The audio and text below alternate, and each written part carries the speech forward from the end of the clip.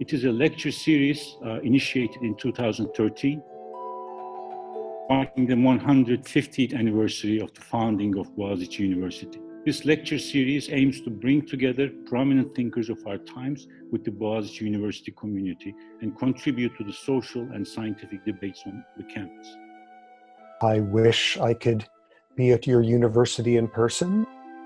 I'm terribly confused about these issues of violence.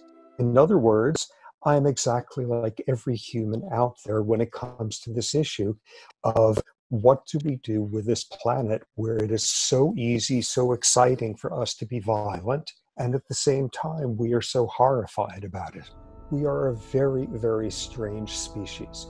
Our problem is not with violence, because when it is the right kind of violence, we love it. We are excited. We give people medals. We will vote for them in elections.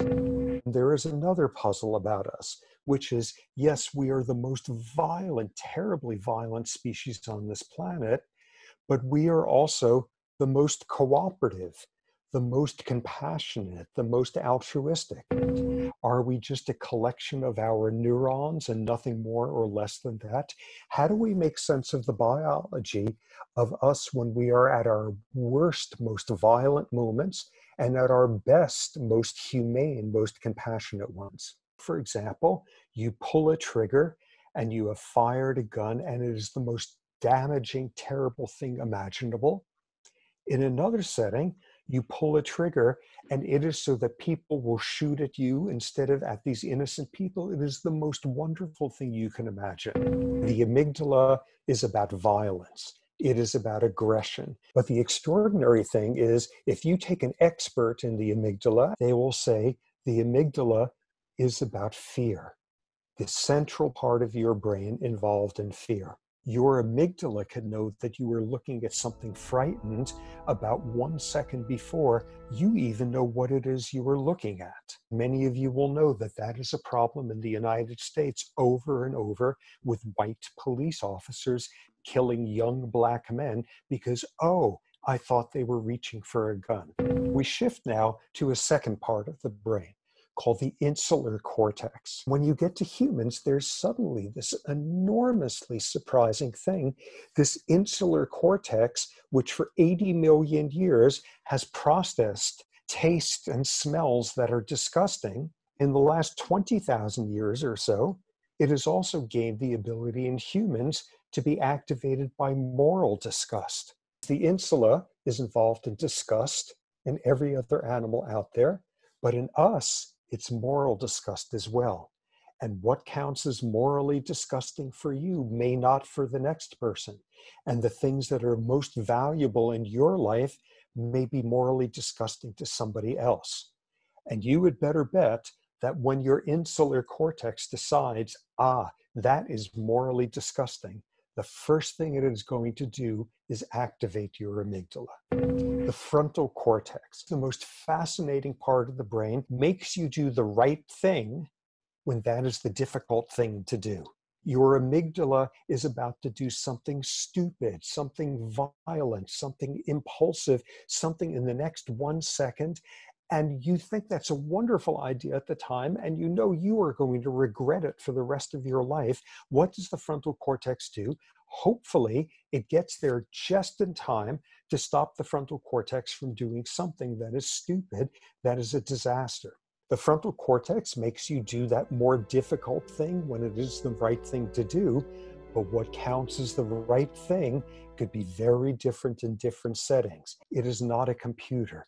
It is constantly being swayed by your emotions and by your instincts and by your reflexes.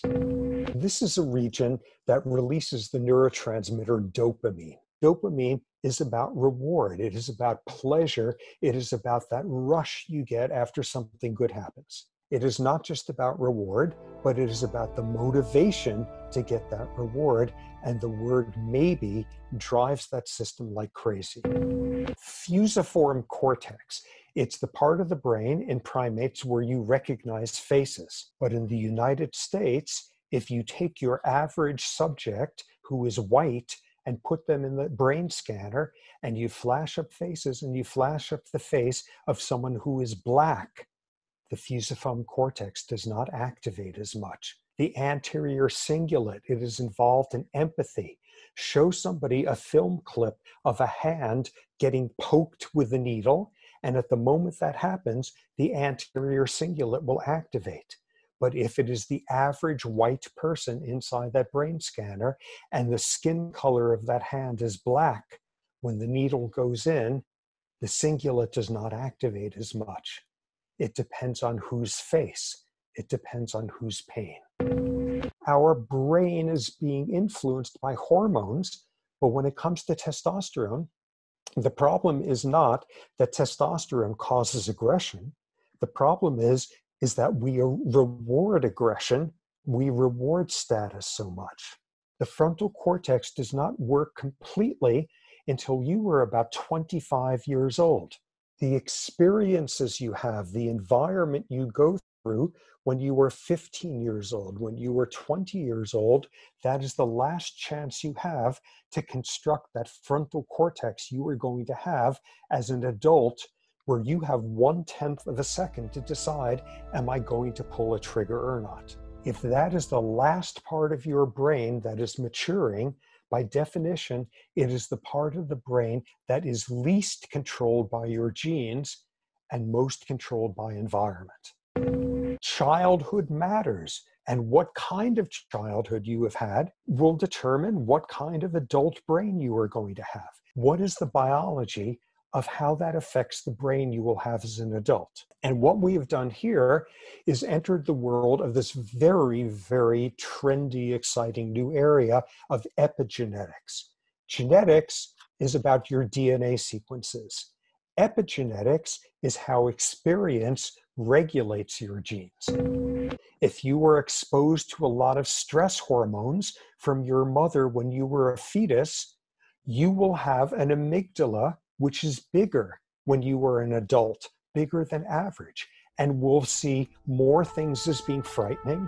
And thus, when you were pregnant, your fetus is going to be exposed to more stress hormones, and we pass on this trait for multiple generations. The biology can change. The brain you have today is different from the brain you had 1 month ago. The hormone levels you have today are different from the levels you will have tomorrow. Which genes are activated are going to change. Change can happen on an enormous level. But most importantly, brains can change, people can change.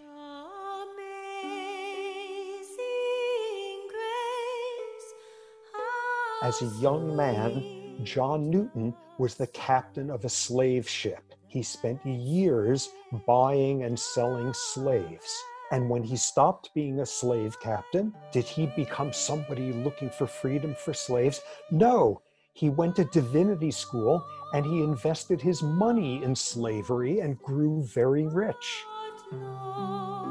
And 35 years after he stopped slaving, something changed in his brain as to who counted as a fellow human, whose pain mattered, whose face mattered. Something changed. What he became most famous for was for writing Amazing Grace, a song about his transformation from someone who was a sinner to someone who was like this in his old age. Amazing grace, how sweet.